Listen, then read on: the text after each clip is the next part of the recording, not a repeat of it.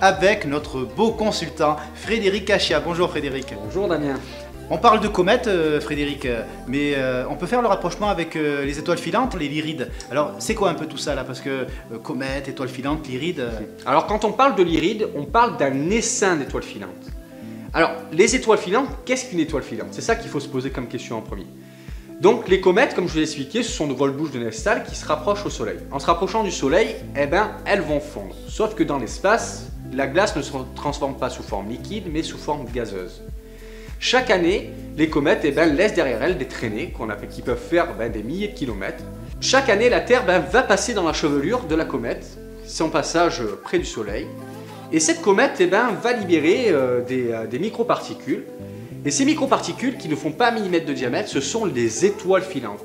La plupart des gens croient que les étoiles filantes sont gigantesques parce qu'elles arrivent à une vitesse très importante dans l'atmosphère. Mais au final, elles ne font même pas 1 mm de diamètre. Ah oui. Voilà.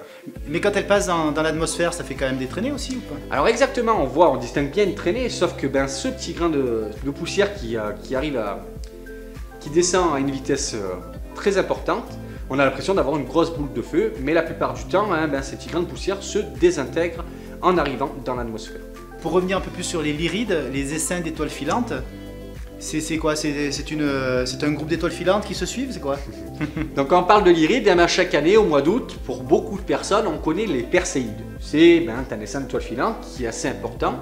Mais pour le mois d'avril, ce n'est pas les Perséides, ce sont les Lyrides. Merci beaucoup.